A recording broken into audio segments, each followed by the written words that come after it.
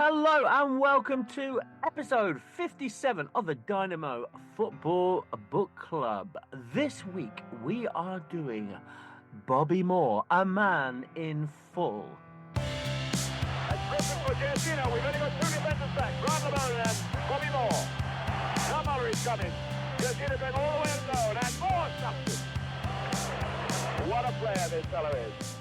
My name is Alistair Bond and I'm joined by my co-host, a descendant of the Kings of Munster, Johnny Coughlin.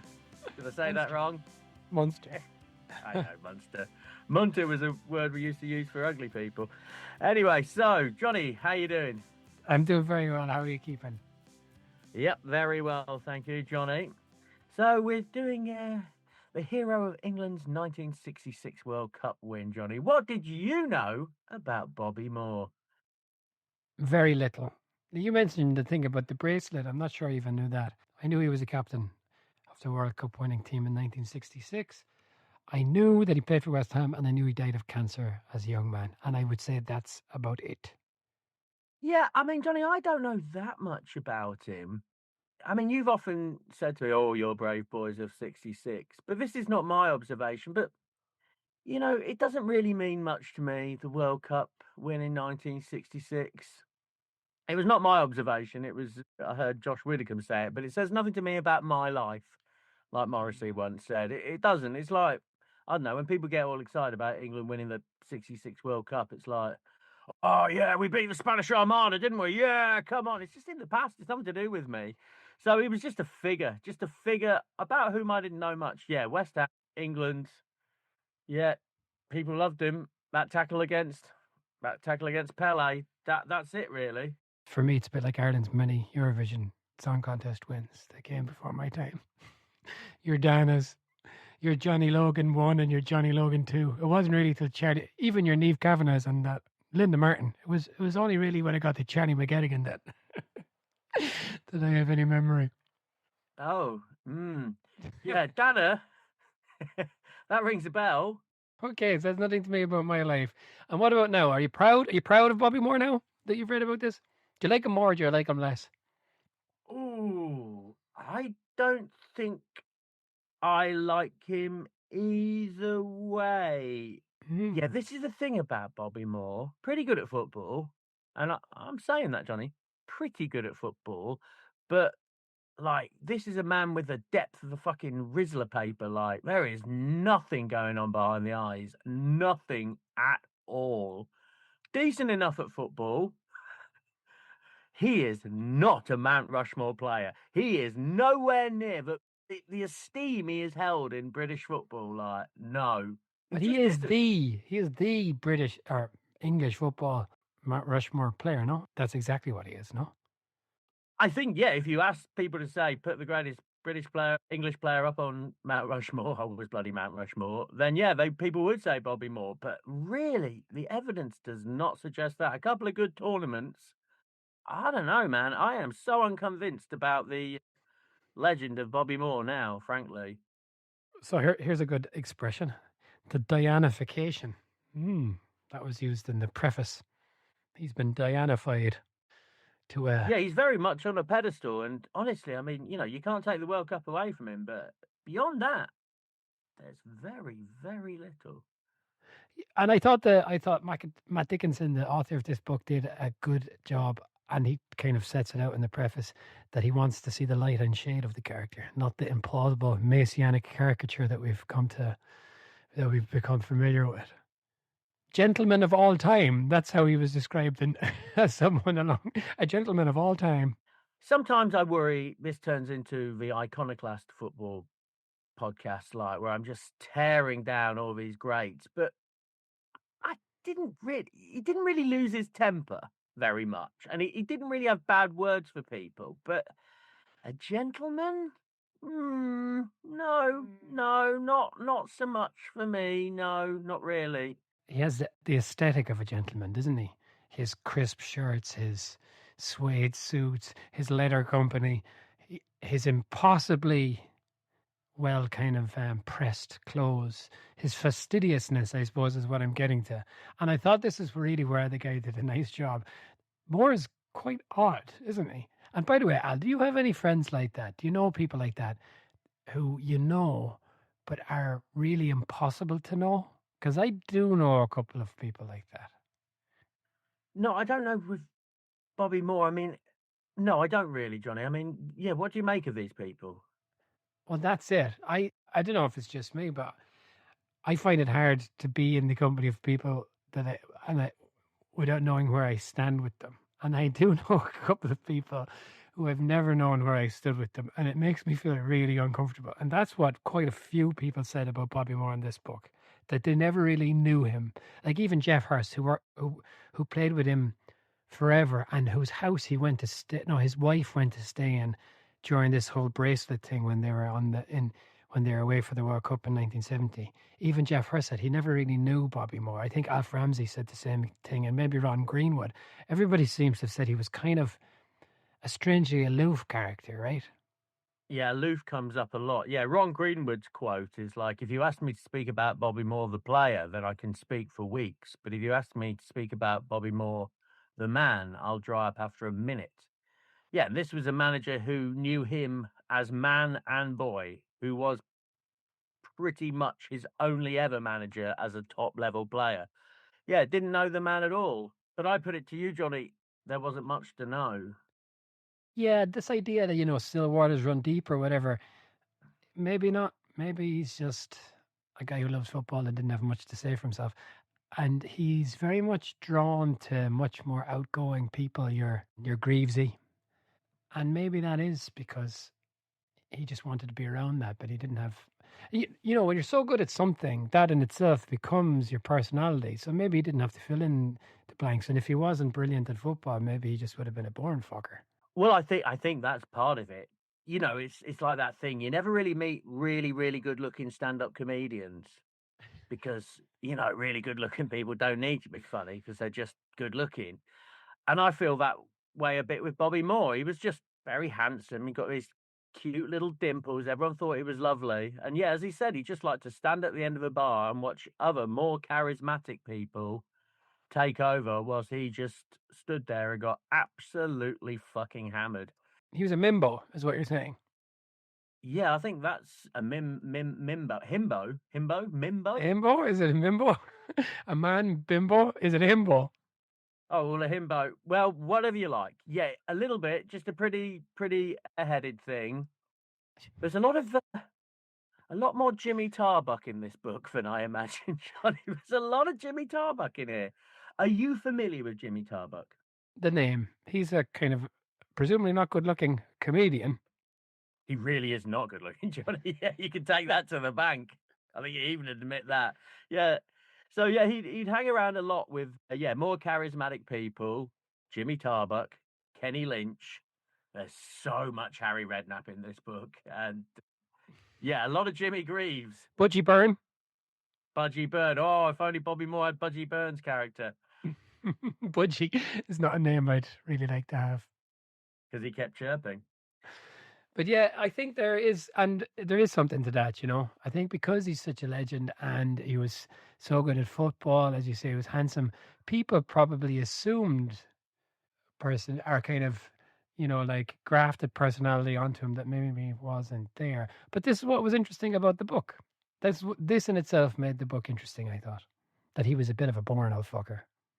Yeah, a bit boring. And again, like with all these footballers, just a massive, massive boozer. Just a huge boozer. Could have achieved so much more, I think, if it wasn't for the demon drink. Well, there's two things there with Moore. His international career was over at the age of 32, right? So he made his debut in the 62 World Cup. Like a kind of a Theo Walcott situation, brought to the World Cup unexpectedly to Chile. And in 66, he's captain at 25. But then by 74, at the age of 32, 33, I guess, that's it. His England career is over. So when you think about, not that everyone's career is necessarily always longer, but most top class footballers now go on for a lot longer, don't they? He could have played, like if he was playing now, he'd play a lot more just because he wouldn't have been drinking. But it was drinking, and he was a bit greedy, wasn't he? Oh yeah, he loved the money. Absolutely loved the money. It's funny because he wants money, but he really lacks ambition. He wants to stay in London it's hard to understand the sensibilities of the time because there's a whole gentlemanly thing involved about not kind of pushing too hard for a move, but he desperately wanted to leave and he wanted more money. And it's almost, I think he wanted West Ham to push him out all the time. I think that's kind of how he felt, but he was too kind of, he was too mute to ever speak his mind. Also, that's why he drank, right? Because he was able to talk. He was able to come out of his shell a bit. That seems to have been the case. Yeah, that's it. It's his passivity, if such a word exists, that really does cost him a top-level football career. Because he would love to have gone to Spurs, apparently, which would have guaranteed you success at the 60s, but he didn't. I mean, his career at West Ham is astonishingly mediocre. Like, he won FA Cup in like 12, 13 years. That's what he had to show for it. And won Cup Winners' Cup, is it? Yeah, something like that. But man, those European tournaments were so devalued back then. Like, they really were silly. Yeah, and like they were finishing. So around the time of the World Cup, they had Jeff Hurst, they had Martin Peters, three players in the starting 11 in the final and throughout the tournament, really. And they were young, and the West Ham were really expected to push on from there, and they never really did. And when Greaves went there later on, he was like, from Spurs, he said he was really surprised just by how mediocre everything was. And how Well, Jimmy Greaves was amazed at the drinking culture at West Ham. That's not a good sign. No, going back to just having won the World Cup. Yeah, as you say, West Ham, the subsequent season, they had Martin Peters, Jeff Hurst, hat-trick hero, Bobby Moore, best defender in the world, allegedly. And yeah, West Ham finished 16th in the first and 20th a couple of years later. And I was thinking, would that not have gotten them relegated? Was there, how many teams were in the league at the time? Like 45 or something? Like, how did that? It was 24. Back in the day, wasn't it? 24. Wish I still was, mate. Okay, let's get into the whole thing now.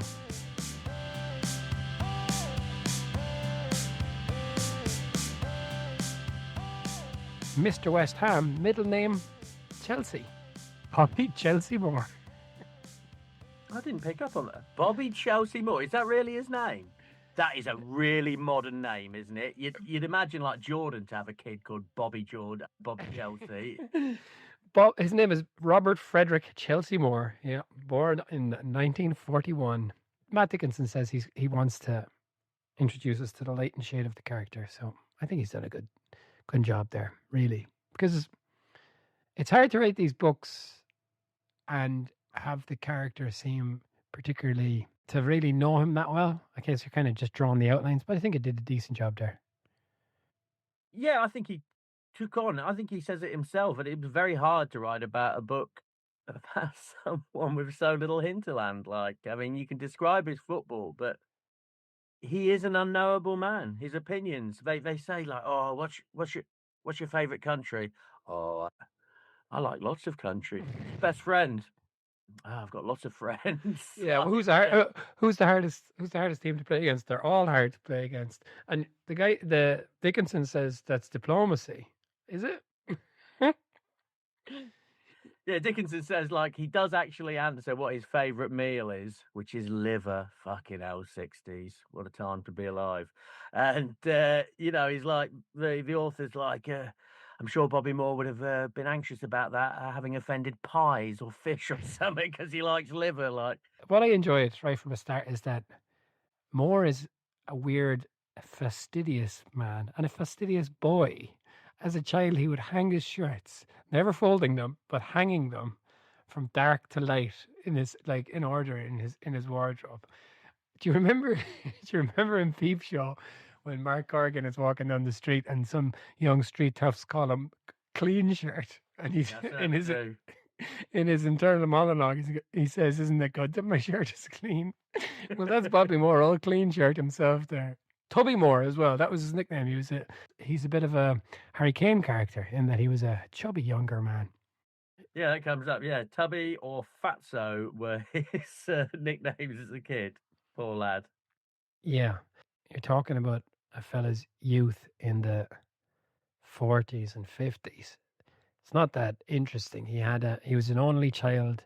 I think his parents were pretty straight-laced people, very kind of house proud and clean. That's about as exciting as the stuff about his youth gets, eh? Yeah, it's not a very exciting childhood at all. But right from the start, Al, he's drawn to this Malcolm Allison, who is, as he described as football's first kind of like superstar, but really gregarious, really charismatic, everything that Moore is not. And Allison, who is a player and a youth coach at West Ham and a football legend, I gather. I know the name, but I don't know much about him. And he kind of spots a young Moore and kind of takes him under his wing and more and takes him because they live near each other in Barking, and Moore is just charmed and taken by Allison because Allison is everything that Moore is not. Well, Alison is an incredibly gregarious character, and obviously it's a name that comes up a lot in the books about 60s football. And I'm always like, oh, who is he again? And then I Google it and realize, oh, it's the bloke who wore the pimp hat and the pimp coat at Wembley. Like, that's what he's famous for, right? If you Google him, he's wearing like a weird pimp hat and pimp coat, looking very, very pleased for himself. And basically, that's all I know about Malcolm He's Allison. like Joe Namath or something. I, I mean, that's the way Google gets you nowadays, eh? Like, oh, let's just have a look at Malcolm Allison. First picture that pops up is him looking pretty insane. Oh yeah, look at that. You know what I mean? What possessed him? It's like, oh, crikey. But like he plays under Ron Greenwood, England under 21s, and then Greenwood goes to West Ham and is there for more or less all of all of Bobby Moore's career. And you said that Greenwood quote earlier, didn't you? But Yeah, the two of them really didn't like each other, did they? not at all. Not at all. And in some funny ways, they seem very similar. You know, as much Ron Greenwood is a manager who's I suppose this is what we talk about the West Ham way. He's railing against the win at all costs attitude of English football at the time. He was more of a stylist. And you would have thought that was Bobby Moore as well, to be honest. But I think it's Bobby Moore's aloofness and then his boozing, which draws a wedge between him and Greenwood, right? They say Greenwood would have loved him to be his like voice in the dressing room and stuff. But as with all his managers, Bobby Moore is a little bit underhand snide to them, even when he's given their trust, which made me not like him a bit. Yeah, and we'll get on to this stuff with Ramsey in a minute, but there was some really interesting stuff there, I thought. Actually, yeah, I didn't know anything about Alf Ramsey until this book, and he's a compelling enough weirdo, isn't he? Yeah, he is. Yeah, I didn't know. I didn't know about that either. And we'll come to him in a minute, but yeah, Greenwood. I suppose you're hoping that that Corinthian spirit that Ron Greenwood brought to his time as West Ham manager. You're hoping that West Ham will continue that this season, maybe. Al. Yeah. Do it the right way, lads. Do it the right way by losing and not But trying very hard. Ron Greenwood moved Bobby Moore to centre half. He was playing as a fullback before then, but Bobby Moore was really one paced. But the thing that he did have was incredible composure, and he read the game extremely well. And this is the thing that you hear over and over in this book.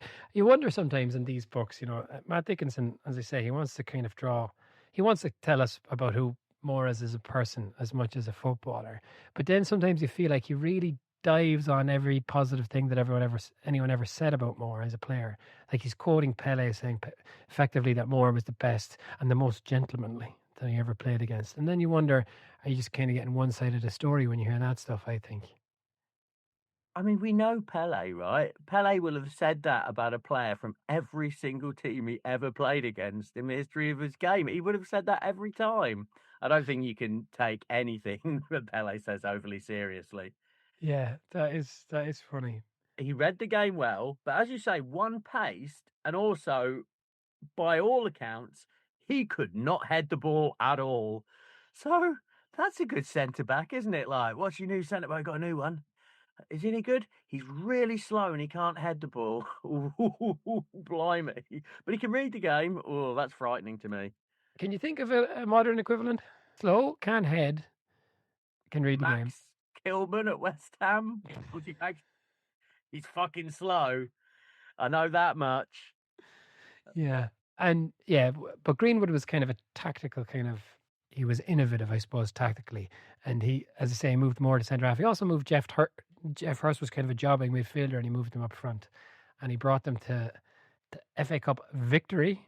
Was it in 1964? Like, you can kind of give the West Ham stuff in 2 sentences. They were okay. They won a couple of things, and then they just kind of plodded along forever after that. You can kind of put West Ham to side for the rest of his career. Where he left in 1973, 74, and that was it. They just kind of muddled along, and they got drunk all of the fucking time. There's one story where some young fella comes along and he's signing for West Ham, and he's a bit nervous, and they're down the pub on the booze. Win or lose on the booze is their club motto when Bobby Moore's at West Ham.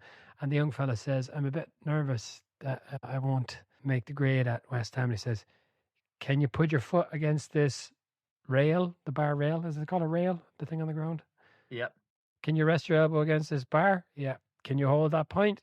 Yeah. Well, you'll make the grade. So if that is really what the fucking outlook was. And that's coming from post 1966 World Cup hero Bobby Moore. Isn't that remarkable? Yeah, he didn't ever try to better himself, did he? He never tried to improve. He was happy with his lot. But anyway, should we move on to the England stuff? Yeah, the England stuff is interesting. So I wanted to talk about Ramsey. So the thing that Moore said snidely about Ramsey is from a gypsy background. He's from Dagenham. Yeah, he's from Dagenham. So he's a working class fellow, but he has this fake, posh, regal voice, like a kind of Sergeant Major voice. That's a total confection. But they were in the Balkans at one point, and they passed, like the caravan site. And Bobby Moore said to someone, maybe Alf should drop into his relatives. And Ramsey heard this, and he was obviously pretty pissed off about this. But that's what you're saying, that he was quite snide kind of character in a way. But I found Ramsey very interesting. It's like, oh, hello, come on. And the fella, by the way, Al, the fella who does the audiobook, and as you know, I've listened to a lot of these in audio, he does a voice for everyone who comes up in the book. And I've never had that before. Oh, that's fabulous. You got a different voice for every character. Yeah, so like Clough, Ramsey, Bobby Charlton, there's some and sometimes there's, if an Irish person would show up and it's just like standard Irish voice, but some of them would be more kind of familiar. Like the Clough one was reasonably, the nasal kind of whatever it is, northern accent. But that was it. So for Ramsey, it was very much whatever, something you'd expect from what's a posh English TV show. Keeping Up Appearances. Downton Abbey. Oh, you can't overstress the class warfare back in the day. Both my mum and dad, you should have heard my mum answering the phone. Like, her dad worked in a shoe shop, but when she does the phone, hello, Bond resident. It's like, all right, Hyacinth, okay, you're not posh. You're not. Leave it out. Hello, how can I help you? Yeah, that was really a thing. People were absolutely horrified by their accents of the day. People are much more proud of their accents now. No one wants to sound like a posh fucker. But they're saying the people think that Ramsey got elocution lessons, which is incredible, if it's true. Yeah, to be a football manager wouldn't happen now, would it? Oh, Sean Dyche at the side, like that's why he failed at Forest. Didn't sound posh enough, like. Is there any posh people in football? Like, can you name one other than fake posh Alf Ramsey? Callum Hudson-Odoi went to private school. So did Frank Lampard. Yeah, but Junior. Yeah, his dad shows up in this book. He's part of the Moore clique. Yeah, so he makes his debut for England at Chile in 1962. Now, the England football team were up to hijinks. They were playing with a plastic spider and itching powder. What were the Brazilian team doing in 1962 in Santiago in Chile? They're out banging hookers, not the England team. Itching powder fun. Straight out of the Beano. Innocent, sweet England. But he's boozing from the start. And in the lead up to 66, he's really boozing. And him and Greaves are real, the right duo here in the boozing sense. But Ramsey does a pretty interesting thing. They go somewhere, I can't remember where it was, and 6 of them go out drinking. And they come back very late. And when they come back, they find their passports on their pillow. Oh, hello, that's pretty spicy. And Ramsey doesn't say anything to them for 48 hours. I thought that was really good. Nice little bit of psychological warfare, really fucking with their minds. Yeah, he was dropped before the World Cup as well, Bobby Moore, for a spell. So Yeah. wasn't absolutely set on, and he had Norman Hunter behind him, so like a pretty decent centre back by all accounts. Yeah, and there was an ultimatum on his drinking. Ramsey apparently took him aside in Belfast and said, you know, he needed him to be his captain, essentially. Here's a nice picture. Bobby Moore and Jimmy Greaves sneaking out of the Waldorf Astoria to see Ella Fitzgerald in New York. That's pretty nice, isn't it? Yeah. But anyway, okay, 66. That's the main bit of Moore's life, I suppose. And yeah, Brazil have a nightmare. Pele is injured. England win. Yeah, man, we all know England win. Bobby Moore on the shoulders, lovely dimples, looking cute, shaking hands with a queen. Boom. I thought Well done. what was interesting was that he was in one of his many disputes at West Ham over his contract, and he was holding out for more money, and he hadn't signed a contract. West Ham were holding his registration, so you can't move as a free agent even if you're out of contract, and he couldn't play for England if he didn't have a contract with West Ham. So Ramsey allowed Greenwood to come along and gave them a few minutes, so Bobby Moore could sign a 1-month contract with West Ham in order to play for England in the World Cup. I thought that was interesting enough. Yeah, it was, and it worked out well for Bobby Moore because obviously he signs his contract, then wins the World Cup, and at that point, West Ham can't let him go and have to like buckle to his demands for money. But then that was really the moment he should have left, wasn't it? Oh, he absolutely should have left Fen because yeah, his career goes nowhere after that. Oh, just as an aside, we've not mentioned his wife, Tina. So these guys were kind of like the first. She was like kind of the first wag Dickinson talks about. She was very prominent. It was always Bobby and Tina. There was like a sexy photo shoot where she was wearing an England shirt, a log England shirt. We're in the woods, and she actually really looks quite glamorous. They even did some adverts together, Johnny, for about going to the pub. Do you see this advert? As for the He's pub, just generally the pub, like milk. Yep. Tina's at the pub. She's going, oh, sometimes I'll wait for Bobby in a pub. And then Bobby walks in. She's playing darts. And then Bobby's like, yeah, me and Tina like, I don't know, I'm doing it in a northern accent. Me and Tina like to go down the pub after a game. And then he grabs a dart off Tina, slings it at the board. Bullseye! Boom. It is very, very wooden. Very, very wooden. It wouldn't technically encourage me to go down to the pub. Then the tagline at the end is just the pub. Isn't the pub great? But yeah, he has this glamour puss wife, which he met at the Ilford Palais over 60s. And yeah, she plays a huge role in the book. She's always piping up. I mean, later on, she basically does all of his business dealings, and they don't go well. Oh, spoiler alert. Yeah. Oh, by the way, it comes up around this time as well. Alex Ferguson says that well done are the two best words in the English language. And he says they're the best thing that a player can hear. And Moore apparently had a real beef because Greenwood would never tell him well done and used to moan about this. But apparently Bobby Moore would, would never say well done either because he was such a miserable old fucker. Yeah, never celebrated goals. He said once in his whole career would he even congratulated a teammate once for scoring a goal, and that was with a handshake. Well, Jeff Hurst said one time he said to him, "You were great today," and Jeff Hurst said he remembered it precisely because it's the only time he ever said anything positive to him. I would really struggle with that now, and I think people like that, I want to impress them. People who withhold like that. Really yeah, I think that's definitely true. I think that is some psychology. I'm not sure he was aware of that psychology. I think he probably was just a very aloof man, but I can see how that would be a motivator. If you were brilliant at football and you just never said anything positive, that would encourage you. But if you were just a normal person, it's like one of Paul Hollywood's handshakes in Bake Off, like they don't come along very well, but when you get one, oh baby. There was a whole series of things I didn't understand. Nor do you need to. Just one more thing about the World Cup final. It says an unnecessary drive-by by the author Matt Dickinson on Martin Peters, who he points out, and he doesn't have to, that Martin Peters' mum and dad watched the World Cup final from at home because Martin Peters sold all his ticket allocations and didn't give any to his mum and dad. That didn't need to be in there. Just a little bit of a snide thing about Martin Peters. He'd regret it later. I bet he would.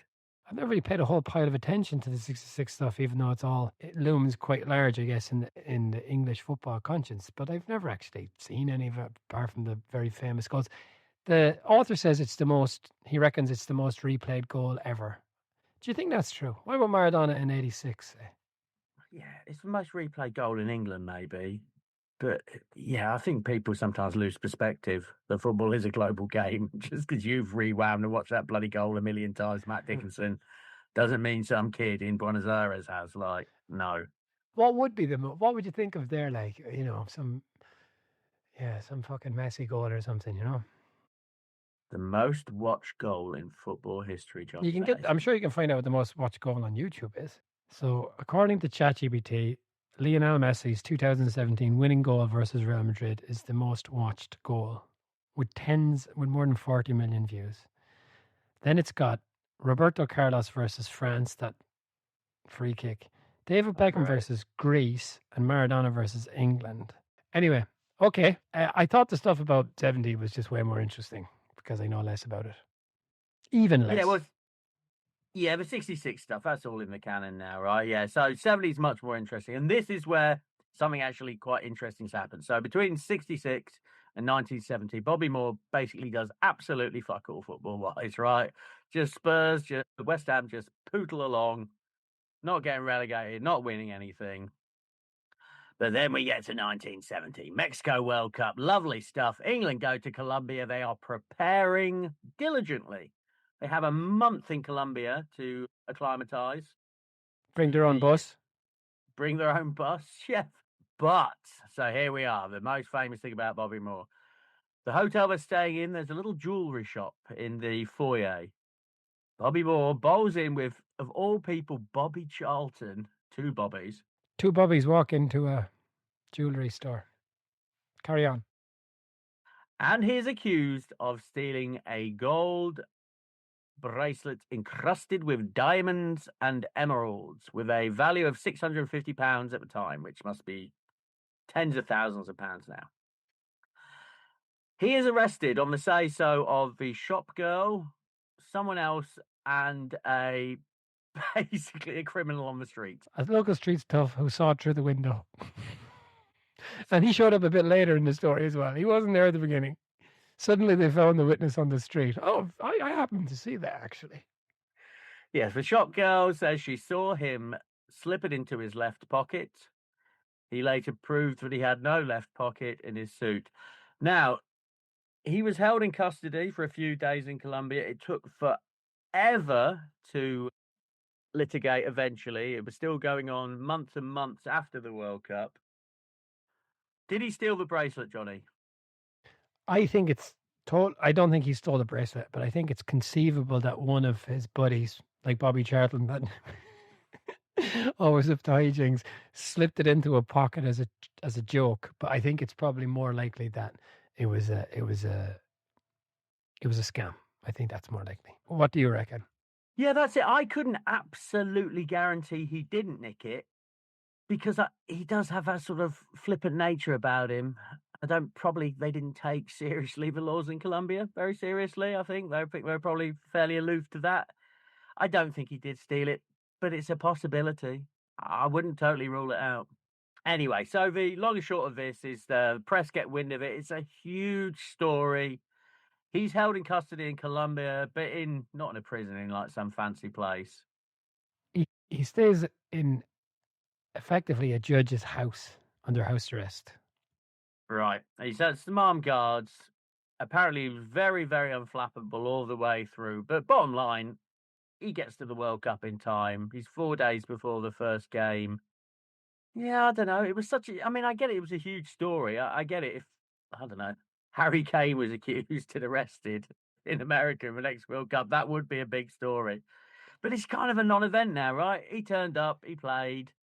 Well, players being arrested at the World Cup next year is not that inconceivable. No, it's not, Johnny. No, it's not. But yeah, and you could see how that could have a really galvanizing effect on. He was captain as well, so you can see how it could go either way, right? It could have a real galvanizing effect on the team, or it could really, whatever, mess up their whole preparations. But you can, and the whole time there was a bunch of journalists with them in Colombia, and none of them got wind of it, which was pretty funny. Yeah, they only got wind of it when they were getting off a plane and they didn't have time to file the copy, right? Can you imagine the editor in London is like, "Did you get that story?" He's like, "Go on, tell me which story is that?" "Yeah, you fucking asshole! You've been there for the last fucking 3 weeks." You know what I mean? Anyway, just as a nice coda to this story, so Bobby Moore ends up in the British Embassy in Mexico. Who should bowl in but Jimmy Greaves? And what had Jimmy Greaves just completed? Yeah, like a race. The London to Mexico rally. Of course he had. Jimmy Greaves, he did that. He was a co-pilot, a navigator, Navigator, yeah. and they finished fourth. Yeah. Unbelievable, Jimmy Greaves. Everyone lost their mind when AVB did that London to Dakar, Paris to Dakar rally, right? Yeah, yeah. So Greavesy was there first. But by the way, just back to the bracelet thing. The other thing was he had been arrested and released, and they flew to Ecuador, and then they were flying to Mexico for the World Cup, and they were stopping off in Colombia. And someone said, "Should we divert the plane just in case that more thing happens again?" They're like, "Nah, it's totally fine." And then they landed in Colombia, and only for the intervention of the embassy, the British ambassador, they were going to arrest him on the plane. So they could have just like went somewhere in a different direction and avoided the whole thing. Whoops. Yeah, absolutely. Also, the author points out there is one man who's dedicated his whole life to trying to find out if Bobby Moore did steal this bracelet, and God. he never did find out. What a good hit to the life. Well done. Well done, that bloke. But then the other thing that the World Cup in '70 is famous for is Peter Benetti. Yeah, Peter Bonetti. And you thought it was just because he was a shit keeper, but he was actually shit because he thought his wife was out shagging.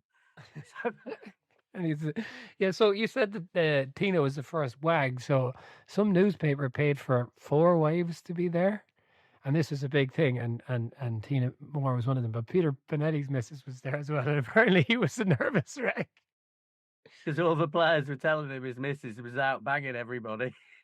That's why he was so bad in goal. Well, they've only themselves to blame, haven't they? Like, yeah, they should have foreseen that Gordon Banks would be injured and that Peter Bonetti would be forced into play, and they shouldn't have worried him about his wife's. And apparently he was openly nervous and kind of didn't want to play. That's not very encouraging. Aren't you a professional goalkeeper? Why are you in the squad, Mr. Benetti? He was a Chelsea keeper at the time. Yeah, the cat. Yeah. Yeah. And then, okay, they get knocked out of the World Cup. That Bobby Moore tackle that's in the song against Brazil. Is it against Brazil? I mean, this is it, Johnny. I mean, it's a tackle. Yeah, it's a tackle against Pele. Good tackle. Good tackle. There you go. One good tackle. I don't know. And this has been blown up into this like Mount Rushmore of a footballer. Great tackle. Good tackle. Yep. I'll show you a good tackle from 100 games in a game of football. All right, not against Pele, maybe. I don't know. Yeah, there was some fun stuff. There was a kidnapping threat. There was some death threats, and every now and again, Bobby Moore had a good line. Himself and his missus. Apparently, he was very quiet, and she was a feisty character. And she would shout at him when they're out and about, and he would always be saying like, "Not in front of other people." And one day, she threw a gin and tonic in his face, and he tapped it, and he tasted it and said, "Could do with a bit more tonic, love." Well, that would have annoyed a feisty character. I think anyone who describes himself as feisty about 4 or 5 times in this book, as Tina Moore does, that it doesn't mean feisty, does it? It just means like really shrill and annoying. Like, oh, I'm a feisty character. See, if you met someone and say, I'm a feisty character, like, Yeah. thanks. I'll tell her how it is. No, don't do that. But that's it, really, isn't it? They didn't win the World Cup, and they were kind of fancied. And England really went into the footballing wilderness for the next 15 years, didn't they? Yeah, absolutely. Yeah, we were poor after that. Absolutely Mm. poor. Racked with insecurities. So this is so after this, again, Moore poddles on for another 2 or 3 years at West Ham, not doing much. Yeah, and here, as is often the case with these books, it kind of peters out. There's nothing really to report. Himself and Greenwood just are together forever, even though they never fucking well like each other. And he had tried to go to Spurs, that didn't happen, and eventually he went to Fulham. And he was there with George Best and Rodney Marsh. That's kind of interesting, isn't it? Yeah, there's a Rodney Marsh. He's like, oh, you should have seen it down there. We had George Best pulling the crumpet, and there was old Bobby with a rolled smile covered by crumpet. A lot of crumpet in this book. Do you think this is true? The author said that there was one incident where Rodney Marsh and George Best were tackling each other for the ball, playing for the same team. Yeah, this was not a serious football team, this Fulham football team. This was just larks and fun. And he went down to the second division. This was in the second division, by the way. Like Bobby Moore just, oh, well, I don't want to move away from London, and Yeah, they so will let me drink as much as I want to at Fulham because there's George Best. Yeah, I'll go there. yeah, Alan Mullery is his buddy, and he's the one who kind of entices him there. And he goes to America, Al, and he plays for a team called Thunder and a team called Lightning. I didn't notice that. Very nice. He also went to Hong Kong. It's really not used. Hong Kong. Hong Kong, and well, he signed for a Hong Kong team according to his Wikipedia page, and he played in Denmark for like 9 games. Oh, the Denmark thing is just tragic. He played in the bottom division in Denmark for a £14,000 a year because nobody else wanted him. Mm. That's it. This is what I mean. Like, he has this status back home, but there's no way Franz Beckenbauer would have ended up playing for a third division Danish side. Just no way. Just no way. It's because Bobby Moore didn't have Robert Schwan, and he had the opportunity in '66. This company IMG, who were making footballers kind of brands, they came to Bobby Moore, but the deal was they would get 50% of all of your earnings. Now Bobby Moore is being paid a princely sum by footballing standards in England at the time of whatever it was, £150. But this guy was getting people like, Jack Nicklaus and Arnold Palmer and making them like household names. So whatever he was getting from West Ham wouldn't have really mattered if he had gone with this guy at the time. The guy would have made him really big and really rich. Yeah, so IMG, there's still a huge name in sports representation. Yeah, so exactly. So these are the names that they had. Arnold Palmer. I mean, you can literally buy Arnold Palmer juice at the supermarket right now in America. Like, an Arnold Palmer is tea and lemonade. Al, I remember hearing about 10 years ago that the top 5 earning golfers in the world were Tiger Woods, someone else I can't remember who was like playing at the time, Rory McIlroy, and then it was Arnold Palmer and Jack Nicklaus. Like 20 or 30 years after they'd stopped, Yep. Bjorn Borg, huge name, still selling underwear. Yep. Franz Beckenbauer and Pele, but no, he didn't want to give up 15% of his earnings. Instead, well, this is he's described as by Jimmy Tarbuck as the worst businessman in the whole world. And this is the tragedy of the end of his career, because he was someone who was always like trying to save money and put money away. But towards the end of his career, he goes into the the luxury country club business. This sounds like a good idea, doesn't it?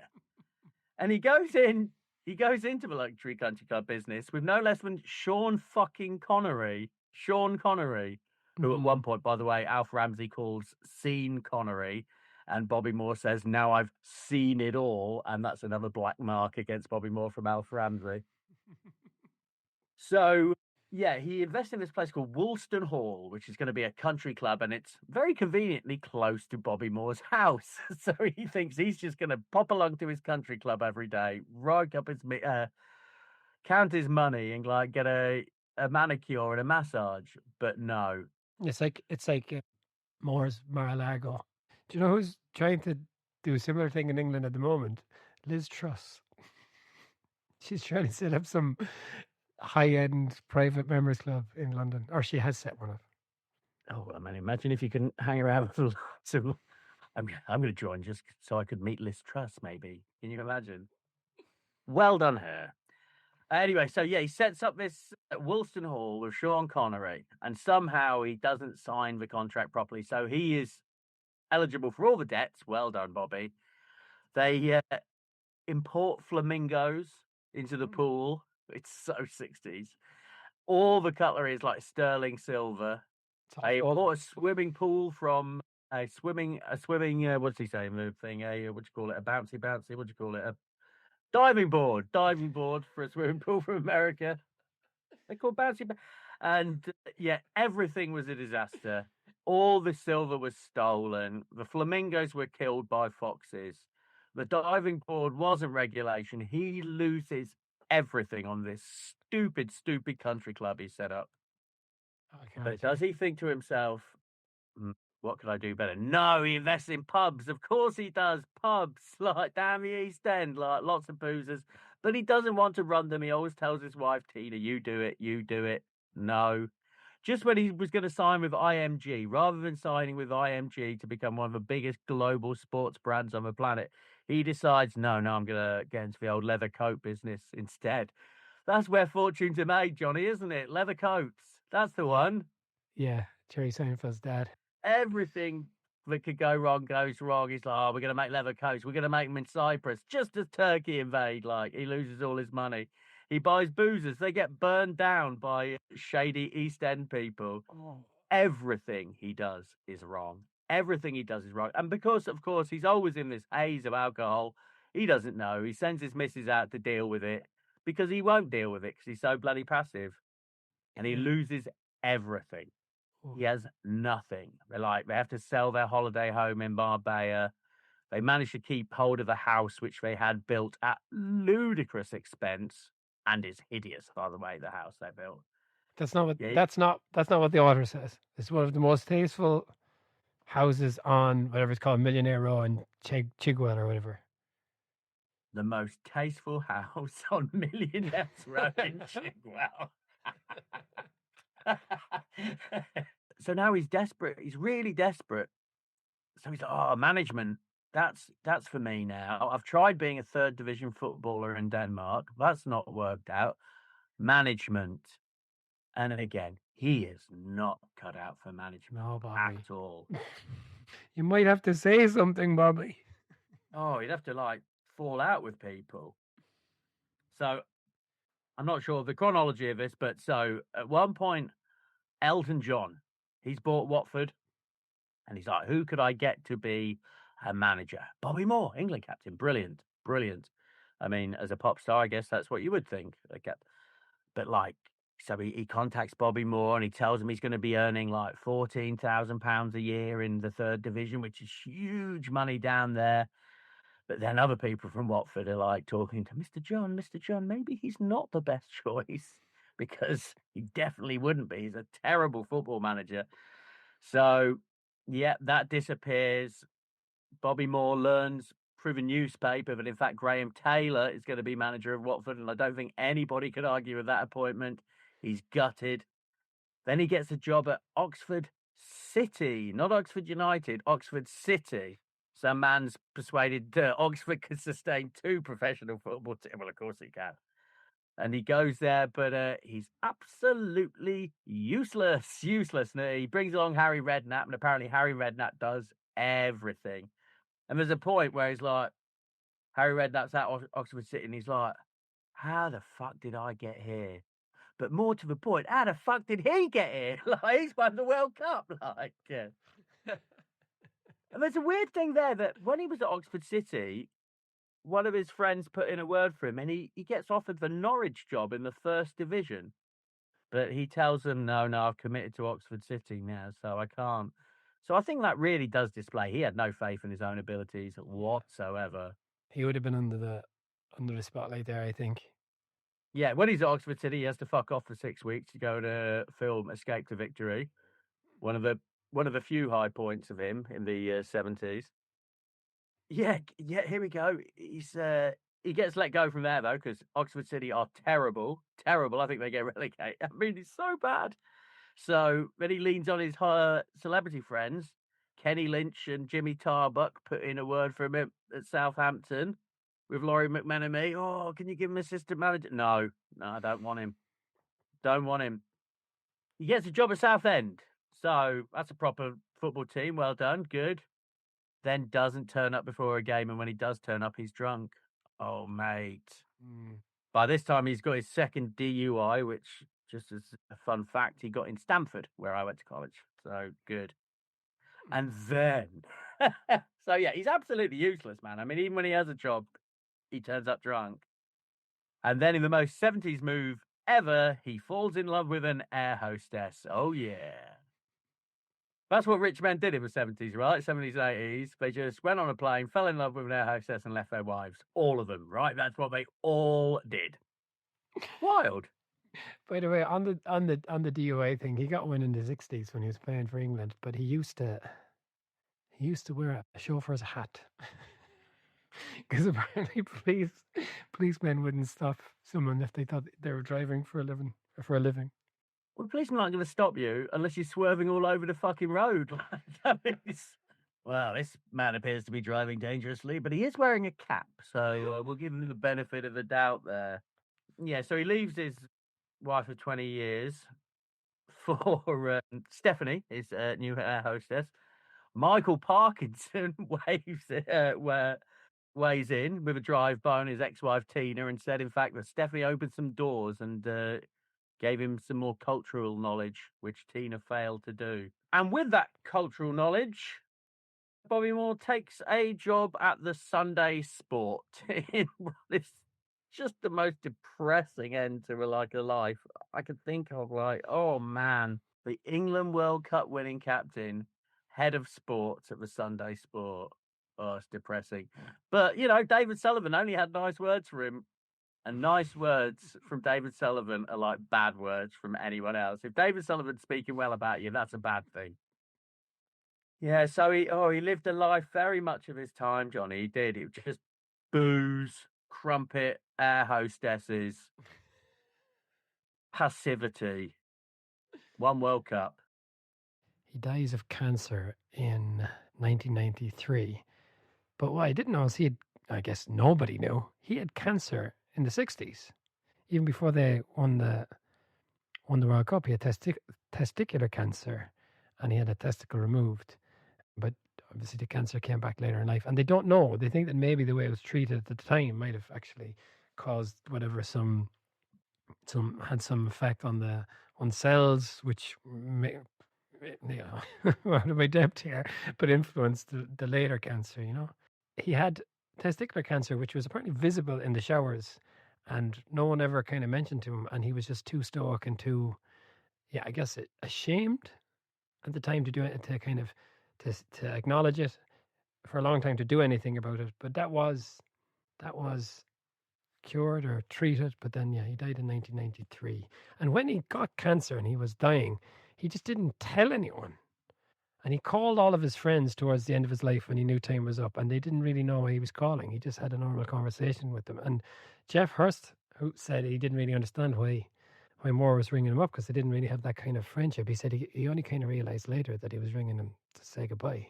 Yeah, it is crazy, and it's a real sad end, because at the end, he wasn't even welcome at West Ham anymore. Like, he didn't get complimentary tickets. He had to buy a ticket if he went to West Ham. He vowed never ever to return. He could have bought some off Martin Peters, no? He could, really. He should have been above that. Yeah, so there's a lot of recriminations there, and West Ham are trying now to make it up to him, but it's too late. West Ham, he's dead. And of all these huge footballing figures that we've read about, Maradona, Pele, okay, Garrincha is a bit more obscure for us, but given his profile, I really knew nothing about Bobby Moore, so a lot of this was a surprise to me. Well, that's it. I didn't know much about Bobby Moore, but kind of I did know everything. You know what I mean? Because there wasn't really much to know. He was quite good at football, but I stand by that, Johnny. Quite good at football. He was an 8 out of 10 footballer, I think. He was not a 10. And that's not what Matt Dickinson says. Well, Matt Dickinson's got to write a book about him, hasn't he? But yeah, couldn't head, one paced. Yeah, he did a move towards the end of his career, which sounded very much like my football play. Slow and predictable, I think, is what, like, this famous slip he had for England against Poland when they were trying to qualify for 74.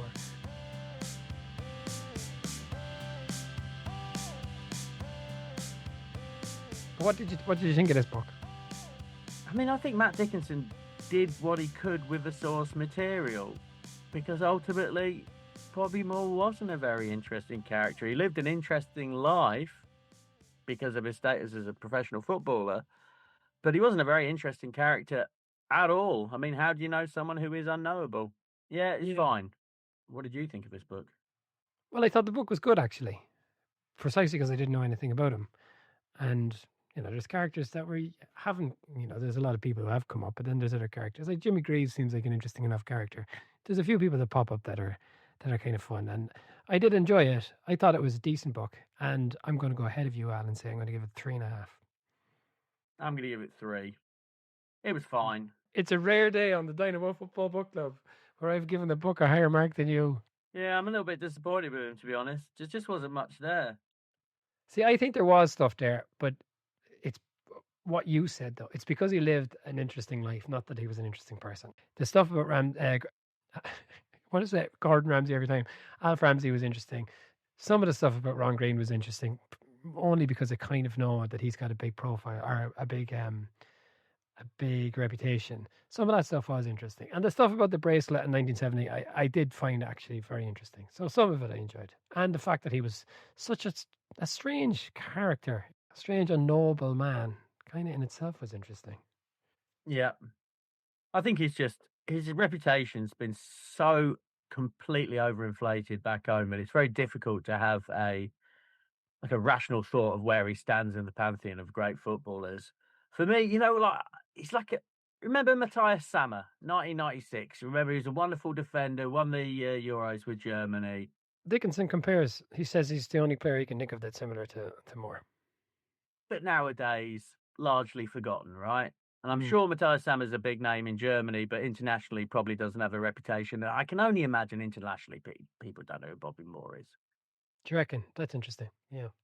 I think you get some football crazed kid in Brazil right now, right? They know who Maradona is, they know who Beckenbauer is. I bet they don't know who Bobby Moore is any more than they know who this centre half for Uruguay was in 1962 or something. But anyway, okay, Al, I enjoyed it. You didn't love it. Okay, tell me what's next, because I can't remember. Yes, so next week we are doing The Greatest Show on Earth, Mexico 1970 by Andrew Downey. Have we done an Andrew Downey book before? I feel that we have. He did the Socrates book. Oh, fabulous. All right, excellent. Okay, and next week the draft and then that book. Okay, super, Al. That's wonderful. Thank you very much. And thank you, folks, for listening. Please give us a rating and a nice old comment, if you could. Yeah, be more generous with your ratings than we are about the books. Bobby Moore led England up to the Royal Box to receive the Jules Rimet Cup and the winners' medals. To be here as winners of the FA Cup has often been described as the summit of a footballer's ambition. How much greater was the triumph they enjoyed now.